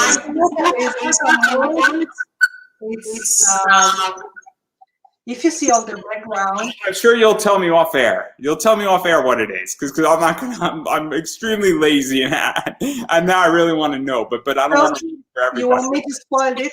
You want me to spoil it? No, I don't want you to spoil it on air. Okay. I want people to actually go out and buy this stuff. Okay. I think it's very, very important that people actually go out and buy these books. And I bought 2 whole sets, guys. And I bought them for issues 1, 2, and 3. And I recommend you at least buy 1 set, because I think, that there's real money in this book, both on a production level. And I think that in a year, 2 years, or 3 years, these books are going to be going for a lot more on eBay. So that's my thought process on the entire Cowboy Bebop stuff. And I think these books are hard to find right now. And I think that, there's going to be a second printing of the first issue. I really do. And I think it's coming. And I think that second printing is going to be worth money too. So I recommend that if you're watching today or tomorrow, go to your comic shop and pray they got it, because I got a feeling issue 1's going to be sold out sooner rather than later. Which is a good problem. So enough about Cowboy Bebop, which is what I'm super stoked for. But I do want to back out of things, and I am curious about 2 things with you. And obviously, I'm in the United States, and I'm curious what COVID looks like in Italy, because obviously in the U.S. we don't hear much about Italy. We hear a lot about China. We hear a lot about Canada. We hear a lot about the UK, but I don't know what COVID looks like, and I don't know how it affects comics per se in Italy, and I'm very curious. And you don't have to go into massive detail, but the basic. I mean, at the very beginning of the pandemic, we were in the center of the world, because actually the disease spread in Italy quite a lot. But in this moment, we are, I think, one of the most vaccinated country in the world. We have, in this moment, we obviously have some, the contagion is rising in some way, but it's still under control. I mean, we have no pressure on hospitals and stuff like that.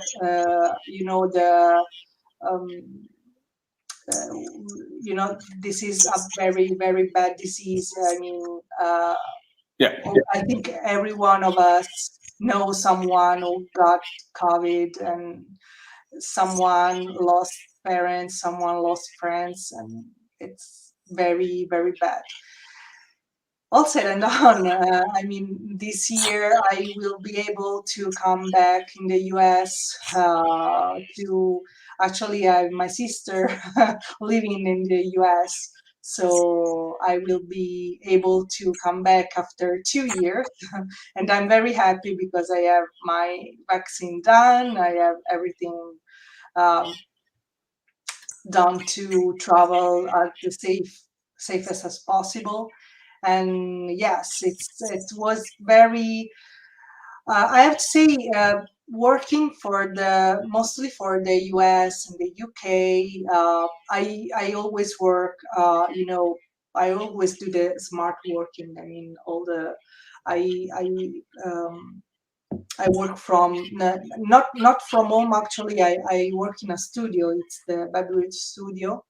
With other colleagues. Obviously, during the COVID-19 first spread and first lockdown, I have to stay at home, so it was very hard to get another routine on my days, because I have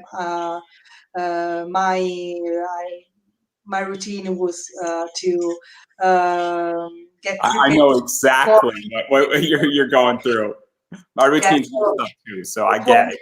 Yeah, it was very, very hard because we have very long lockdown. Actually, we have 2 or 3 months of complete lockdown. We have the past Christmas, I wasn't able to get to my parents' home because of the lockdown and restriction and stuff. So it was very, very painful. I lost my father in August, and so I was very sad. I couldn't get the at least my last Christmas with my parents because of the pandemic. So it was very, very hard. It was very bad, but I think we can do it. We can go through it if we keep on following the WHO, which is kind of nice. They are the WHO organization because they're doctors at the. Oh, I see what you did. You did Yeah, a joke there. See, yeah, the you did a joke. I got that joke. it's bad. It's a bad joke too, but it's okay. Oh, that was a good joke. I appreciate that joke. I have a very, very dark sense of Yeah. humor. So My mind is very dark, and my humor is extremely dark. So yeah, I I know. appreciate I that really joke. like dark humor too, so it's my stuff too, and it's my yes, obviously my cup of tea, and And so obviously there's a lot of stuff going on in yeah, that, and obviously you come to the States. I'm gonna tell you to do something off air that'll be yeah. I mean, appreciated across the I board. used to get to the New York Comic Con. I don't want to say every year because it's it's a bit of an expensive travel for me, but I try to at least to do it every 2 years. Even if the last years I went to New York almost on every October. One of the things is that it was not the best year to go to New York this year because it was New York light. Yeah, So going to New York next year or even the year after, it will be better. But obviously, I have a feeling it's going to be New York light next year too. And the rationale for those who don't know, it's all over the U.S. and the White House basically made a comment about Anime NYC, which is an anime convention in November. Omicron, there was a virus that broke out. Apparently, he had it. And I said something was going to happen at Anime NYC back in August. Nobody took me serious, and there were people shooting me when that press conference went down. I'm like, you were right, man. And so, obviously, moving forward, now I think everybody's relatively fine from the Omicron thing at the moment. That doesn't mean we should take it lightly, but it's the idea that that is a concern. And when you have 30, 40,000 people around, you don't want that at your con. It's not a good thing for your con. It's not the best marketing. So obviously, I have a feeling there's going to be New York Comic Con light next year. And I'm very bullish on that position. But, and I think it's a good thing. I think that we should take it very, very conservatively, this. And I think that if we do New York Comic Con light for a year or two more, just in case. And I tend to, want to reopen things, and I tend to think that we should go full in, and I think that we're being overly safe, but I would rather be overly safe than not.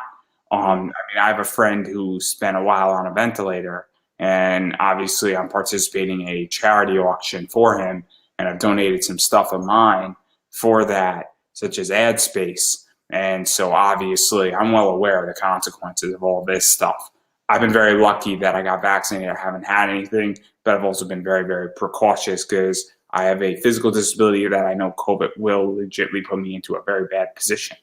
And so I'm smart enough to know that in circumstance, I don't really want to do anything. And I'm lucky that I get to work from home and I get to do this from home, where I built a business that is completely digitalization 2.0. Yeah.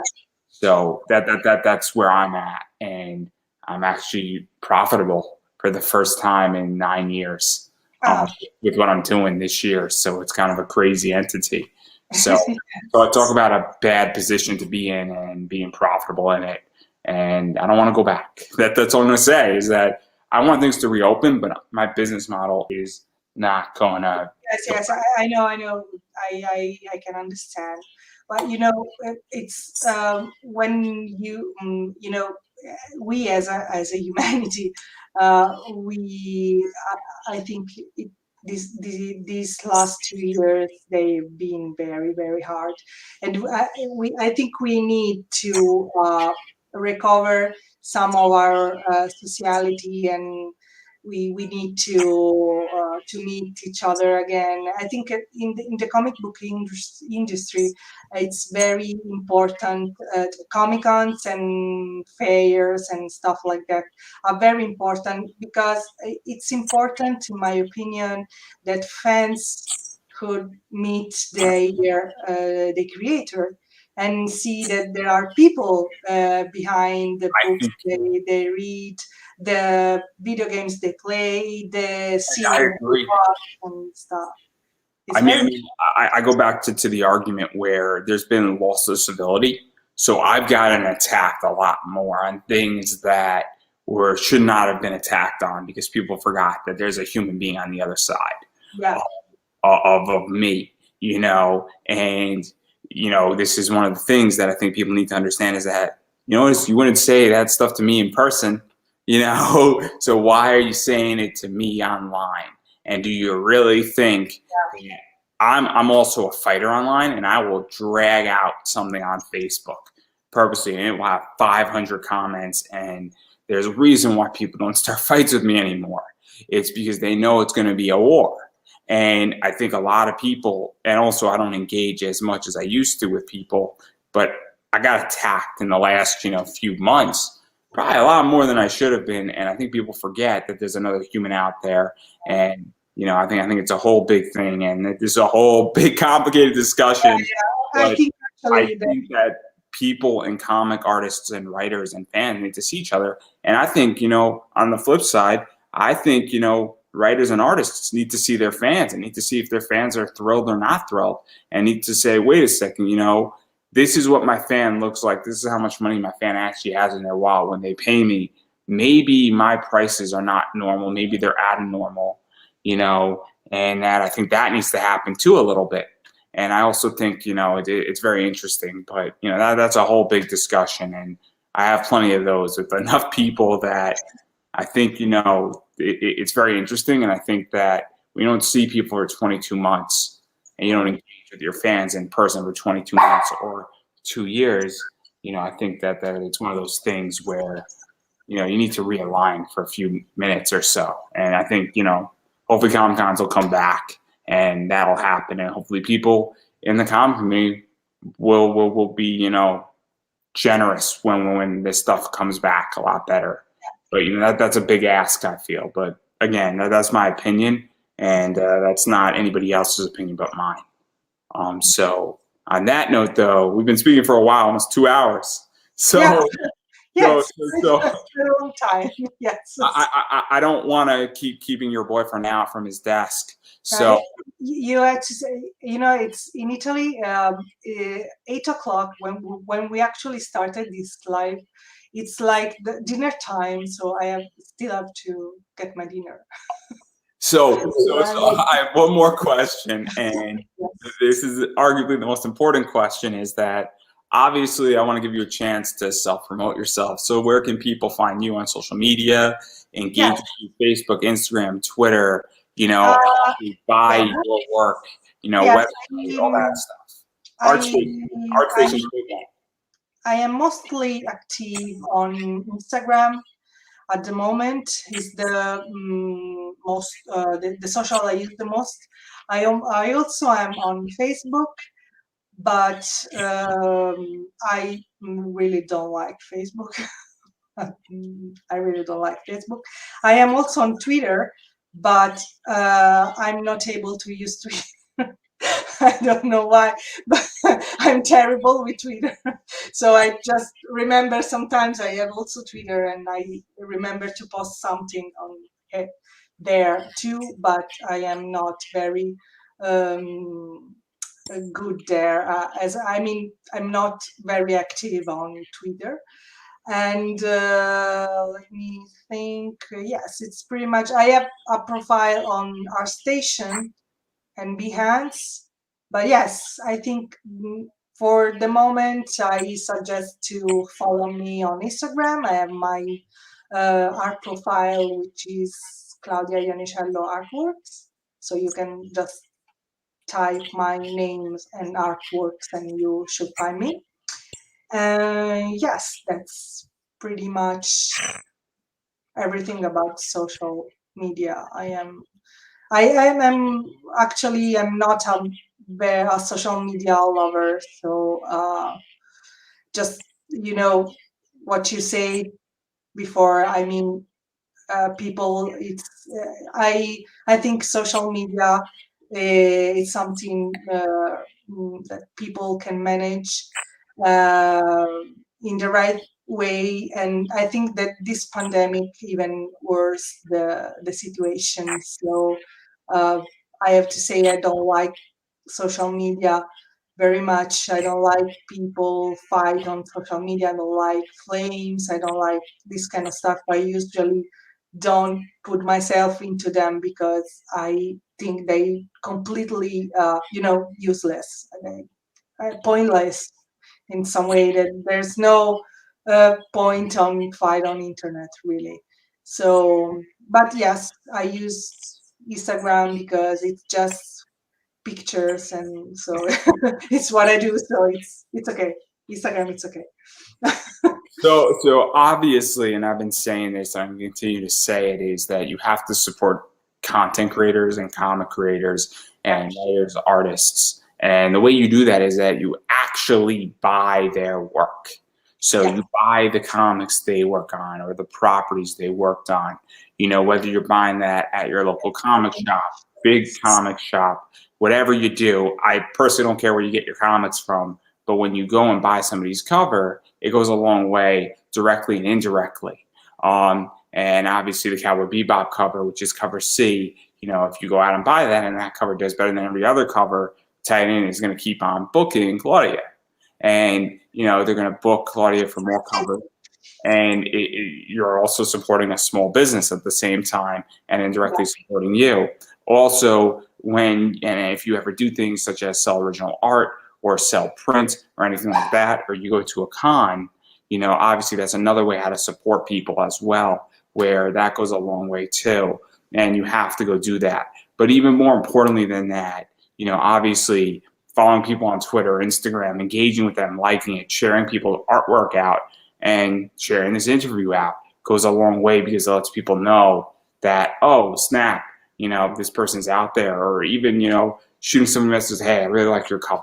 You know, when somebody says, hey, I really like your interview, it goes a long way for me. So I appreciate all of that as well. And it's just as important. So I recommend people actually share things out, like things on Instagram, because it goes a long way and it's just as important as buying it. Or even if you get the Cowboy Bebop cover, and obviously you came today, go on Instagram, take a picture of it and tag Claudia in your Instagram post, because that also is helpful too, because you don't know who's going to be seeing that. So that's something that everybody needs to do. Also, I'm an indie content creator, so I appreciate everybody who supports my sponsor, Mixum. If you're producing an indie comic, obviously use my name, Andrew Davis, 5% off. Also, BCW supplies, bags and boards are expensive, 10% off with Pop Anime Comics. So that goes a long way too. And I buy in $500 increments, so that is $50 off. And $50 is not small change anymore. Also, feel free to buy me a coffee. And that's something that's also super cool, where that is another way how to support me, because all the money that I raise from my sponsorships and affiliate links and things of that nature goes right back into this business and keeps me active as long as I possibly can, because there are times where I don't have sponsors, and well, running a StreamYard account is not cheap, and all the tools I need. So I appreciate all the support there. And then finally, my friends over at IndieVolt are actually doing something for two people who are battling COVID, have a lot of bills. A few of them are on ventilators for months on end, you know, and are still having very, very negative effects. Obviously, I'm donating ad space to there. So if you'd like to buy an ad on my show, that's all going to one of my friends, Luke Stone and Randy Zimmerman. And I'll be on there later tonight talking about this stuff. So obviously, go do that and support people who in that, and that's free to watch. And Indie Volt and Indie Comic Volt, they're a really cool company and what they're doing. So obviously, it's a big deal there. So anyway, having said all that, and feel free to share this around because I appreciate everybody who does that. And then finally, I'm going to give you the final word. My final word? Or phrase. Let me see. Buy comics. That Buy works. comics book.